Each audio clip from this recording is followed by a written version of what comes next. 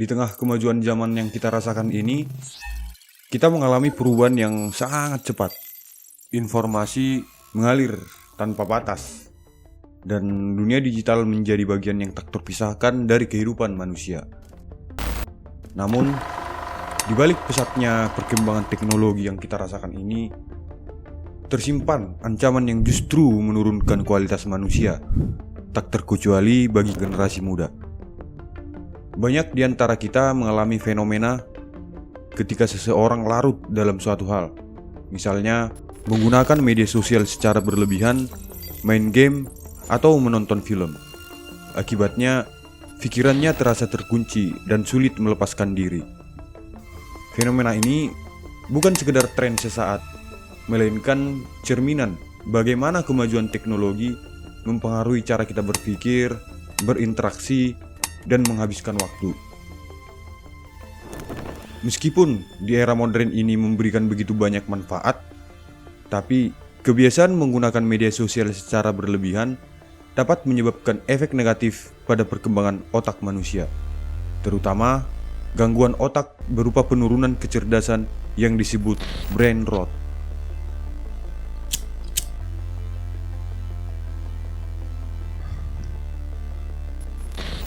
Pada tahun 2024, Oxford University Press menobatkan sebuah frasa brain rot sebagai kata terbaik di tahun 2024. Istilah brain rot ini dipopulerkan oleh Gen Z dan juga Gen Alpha. Kalau secara historis, brain rot pertama kali muncul pada tahun 1854 yang tercatat dalam buku Henry David Thoreau dengan judul Walden. Secara sederhana, brain rot adalah pembusukan otak akibat mengkonsumsi konten media sosial secara berlebihan. Tingginya penggunaan teknologi digital bagi generasi muda sejalan dengan kian masifnya akses pada sejumlah kanal media sosial. Platform ini menjadi wadah berekspresi secara bebas dan kreatif.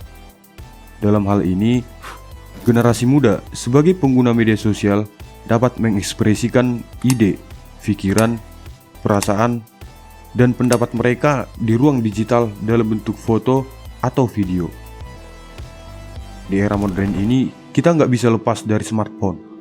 Tentu, kita sering mengkonsumsi konten media sosial, misalnya mengkonsumsi konten singkat seperti nge-scroll TikTok, Instagram, atau YouTube Shorts.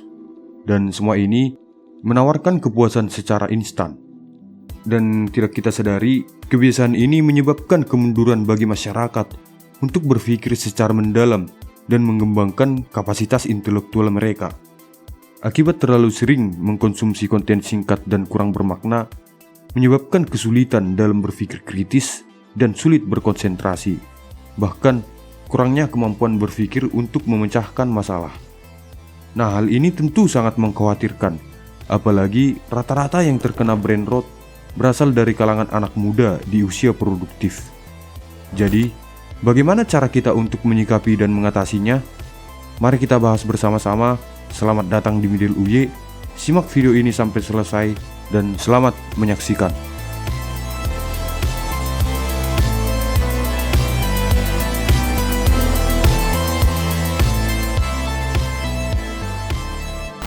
Kalian sadar gak?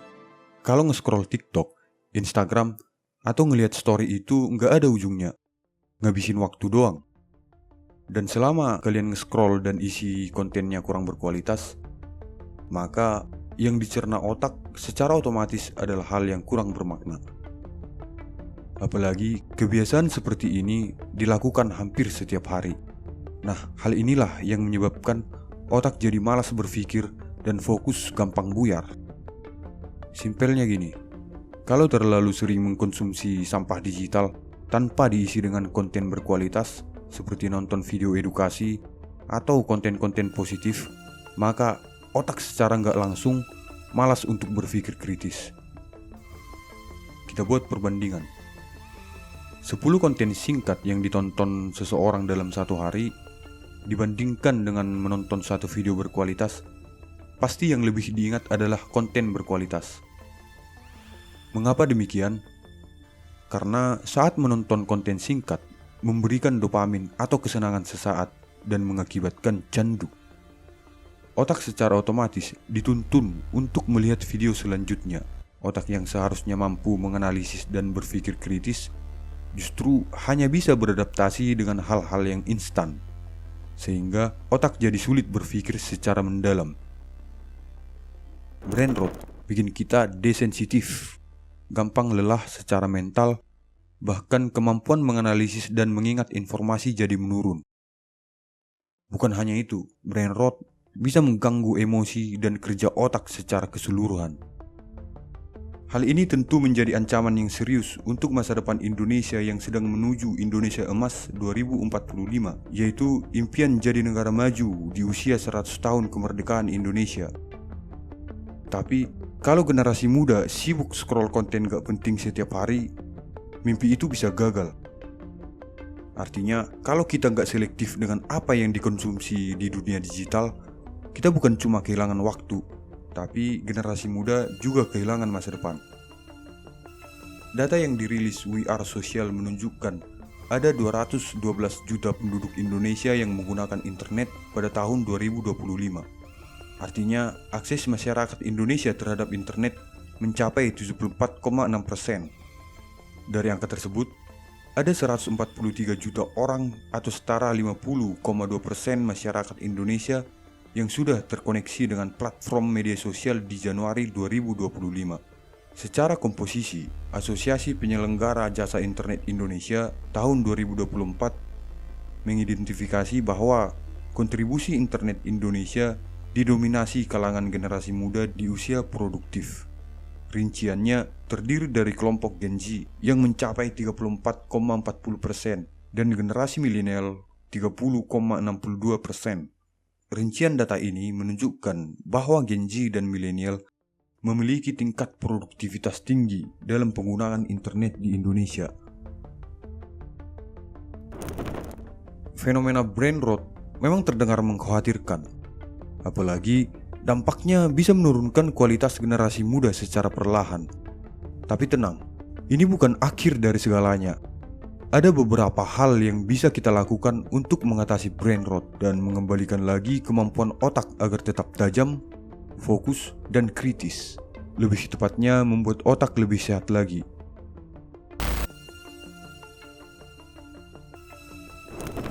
Mulai sadari kapan kau butuh untuk menonton konten singkat. Kalau tujuannya untuk hiburan, sah-sah saja, tapi harus tahu waktu juga. Kalau kontennya cuma lucu-lucuan tapi gak nambah apa-apa, stop dulu. Terapkan aturan scroll sadar. Misalnya, membuka TikTok atau Instagram maksimal 30 menit dalam sehari. Atau kurangi dan batasi mengkonsumsi konten yang isinya toksik dan gak bermanfaat.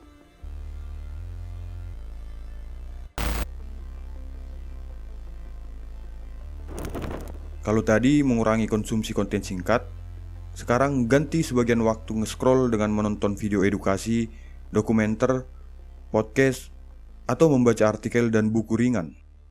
Awalnya mungkin terasa membosankan, tapi lama-lama otakmu akan terbiasa mencerna informasi yang bermakna.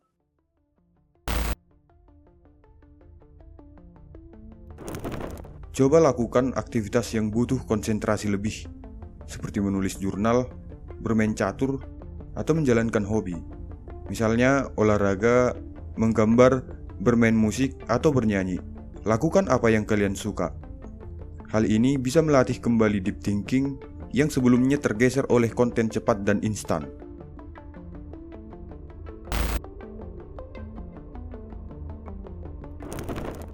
Sediakan waktu di hari-hari tertentu untuk lepas dari media sosial. Atau jika tidak bisa lepas dalam sehari, kalian bisa membatasi waktunya. Atau setidaknya 1 jam pertama setelah bangun tidur dan 1 jam sebelum tidur bebas dari layar. Ini akan membantu mereset otak dan menurunkan kecanduan dopamin instan.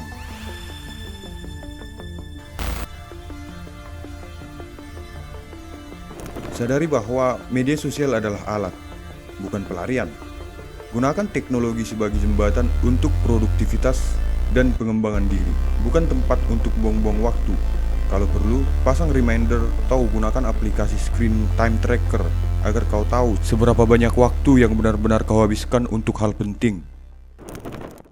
Mengatasi brain rot bukan soal langsung berhenti menggunakan internet, bukan. Tapi tentang mengubah cara kita menggunakannya. Kita nggak perlu anti teknologi, yang penting melek digital. Kita yang harus mengendalikan algoritma, bukan algoritma yang harus mengendalikan kita. Kita hidup di era digital yang serba cepat, tapi bukan berarti otak kita harus ikut-ikutan terburu-buru dan dangkal dalam berpikir.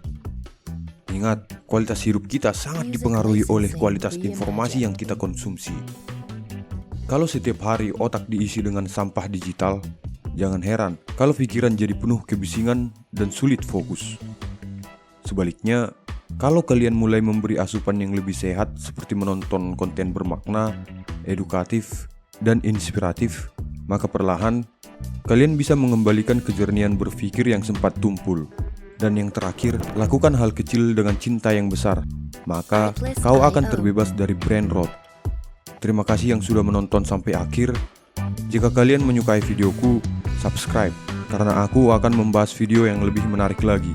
Terima kasih, Mauliate.